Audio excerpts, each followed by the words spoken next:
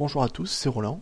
Aujourd'hui, je vous propose une nouvelle vidéo d'analyse qui va concerner cette fois la paire Euro-GBP. Donc, comme d'habitude, nous allons analyser les cours en temps journalière. Et ici, je n'appliquerai aucun indicateur sur mon graphique, puisque a priori, je n'ai pas trouvé beaucoup de configurations intéressantes avec. Alors, tout d'abord, situons un petit peu les choses. On est dans une phase de plat ici sur toute cette période. Là, actuellement, les cours sont en zone de range, c'est-à-dire en zone d'indécision, et il est difficile actuellement de vraiment savoir. Enfin, nous allons voir ça après, mais pour l'instant, on reste dans une zone assez chaotique où les cours oscillent plutôt à la baisse, à la hausse, mais sans vraiment de cohésion particulière. Avant cela, évidemment, on a eu un mouvement clairement baissier ici, mais actuellement il n'importe que peu, à part si ce n'est pour les retracements qui va nous permettre de tracer. Alors la première configuration à voir ici, c'est une configuration triangulaire. C'est-à-dire ici, donc on va avoir tout d'abord, je vais essayer de tracer ça correctement, voilà, en fait on va tracer avec tout, en fait, voilà, comme ceci. Donc le tracé n'est pas optimal, mais il reste acceptable, je pense. Si on trace, voilà, comme ça, là, on va être pas mal. Donc là, on va avoir une droite de support haussière, comme vous voyez. Je vais l'agrandir un petit peu si on peut. Voilà, je vais la tracer en blanc, ça se verra mieux. Voilà, donc là, on a une droite oblique de support qui porte les cours sur une tendance, sur une période certes assez chaotique comme je disais et sans trop de cohérence, mais on remarque quand même que les plus bas sont de plus en plus hauts. Pas les plus hauts, hein, je considère juste les plus bas. C'est-à-dire que là, on va avoir des zones de plus bas ici, donc des zones de support potentiellement, qui vont être de plus en plus hautes, puisque on avance dans le temps de celle-là, puis à celle-là, puis à celle-là, puis à celle-là, et on remarque que les plus bas ne sont pas cassés, ce qui montre quand même un mouvement de fond quelque peu haussier. Mais ce n'est pas véridique, puisque au contraire, les plus hauts, ce n'est pas toujours le cas, puisque là on a ici on va avoir un plus haut à ce niveau-là. Ensuite, on va en avoir un ici. Donc là, on a eu un plus haut qui a augmenté. Donc en début, là, on était parti, sur cette période-là, on était plutôt parti sur une tendance haussière. Mais ça s'est un petit peu, ça s'est pas invalidé, mais ça a été résorbé par un assaut baissier que vous pouvez constater à ce niveau-là. Ici, là, on a eu une claire correction baissière du mouvement haussier. Mais il y a quand même un fond un petit peu haussier puisque les plus bas, puisque la baisse n'a pas cassé des plus bas. Donc au pire on est dans une consolidation de range pure, au mieux on est dans un début de tendance haussière. Ensuite, comme je faisais l'inventaire des plus hauts, et on va avoir celui-ci, donc qui est cette fois-ci plus bas que le précédent. Donc là il faut dire que au niveau des supports on a eu des supports toujours de plus en plus hauts.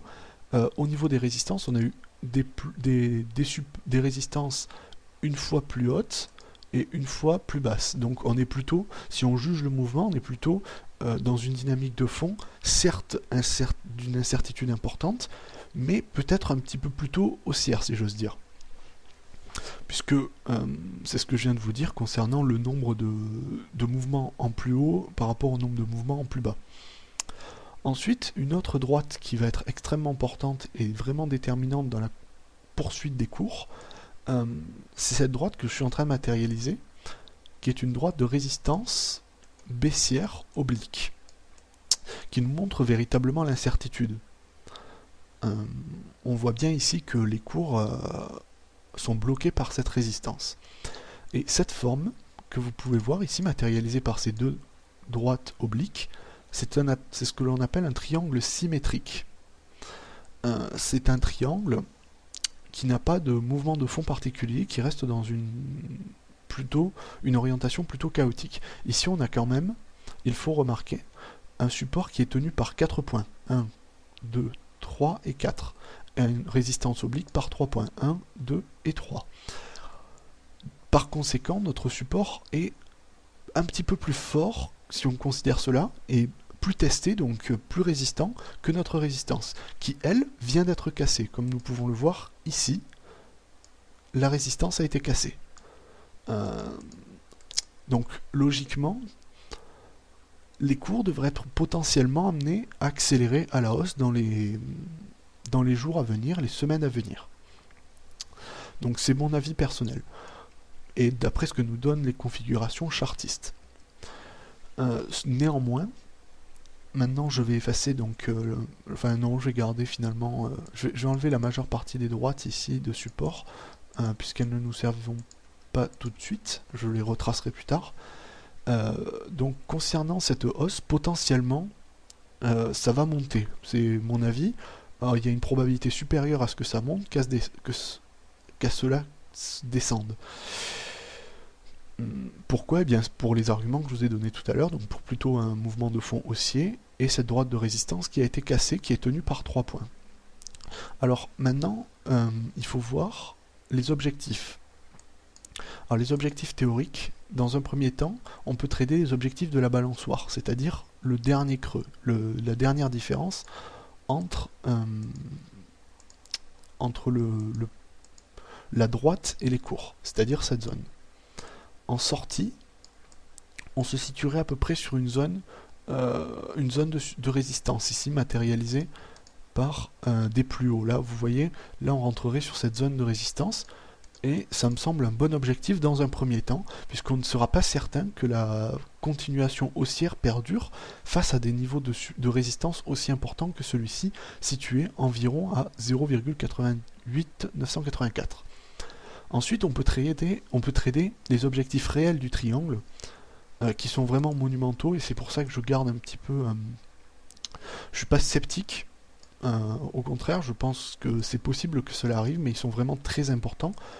Donc il faut faire attention, c'est la base du triangle en fait, que l'on reporte au point de sortie. Donc là évidemment vous voyez que les objectifs sont vraiment énormes, voire dantesques, et on se baserait, comme vous voyez ici, sur des niveaux cohérents, effectivement, des niveaux cohérents ici de résistance à long terme, c'est-à-dire situé par ici, donc autour des 0,93. C'est vraiment très important, et je ne conseille pas nécessairement de trader, c'est juste une indication concernant les objectifs potentiels. Donc logiquement, si la figure suit la normale, elle devrait être amenée à casser cette zone-là, puis arriver à celle-là, et après on ne sait plus. Mais il peut arriver des choses et les cours peuvent redescendre. Donc moi je m'axerai plutôt sur la théorie de la balançoire qui nous donne déjà un bon objectif, situé sur cet objectif bleu ici, c'est-à-dire autour des 0,88 384. Voilà, donc ça c'est mon avis concernant les objectifs. Ensuite il y a une autre chose, c'est qu'on va potentiellement avoir un pullback dans les jours à venir, c'est-à-dire peut-être un retour sur la droite ici de résistance, qui va devenir support techniquement, voire peut-être un plus prononcé à long terme sur le support lui-même, mais bon j'y crois un petit peu moins. Alors pourquoi est-ce qu'il y aurait potentiellement un pullback ici? C'est parce que on a vraiment une zone ici déjà, que vous voyez ici, une zone de résistance assez importante matérialisée par 2 points, et si on trace les retracements de Fibonacci, voilà, on remarque que la zone des 50 ici est confondue un petit peu avec cette zone, et c'est pour ça qu'on a quand même des zones assez lourdes à traverser, et le dernier chandelier qu'on voit ici n'est peut-être pas assez insistant pour confirmer la cassure franche maintenant de cette zone. Donc on pourrait peut-être avoir un petit ralentissement baissier, puis une accélération haussière à la suite, c'est mon avis. Alors ensuite au niveau du trading, comme je vous ai dit, donc les objectifs théoriques, je les placerai, voilà, donc support autour des 0,88 500 par là, 0,88 500. Donc je placerai mes objectifs théoriques ici. On est un petit peu en dessous des zones de résistance fortes, donc c'est parfaitement cohérent. Et le stop loss, je le placerai un petit peu en dessous du dernier plus bas, ici. C'est ce qui me semble le plus cohérent. Voilà. Autour des 0,84 399. Et cela en attendant potentiellement un pullback, c'est-à-dire en attendant que les cours reviennent un petit peu sur la droite, comme ça on optimiserait notre ratio gain-perte. Voilà, donc c'est mon avis sur la paire euro-livre sterling. Ça peut très bien baisser aussi, c'est très subjectif, mais c'est ce qui me semble, d'un point de vue graphique, potentiellement le plus probable. Voilà, j'espère que cette vidéo vous a plu, et je vous dis à bientôt.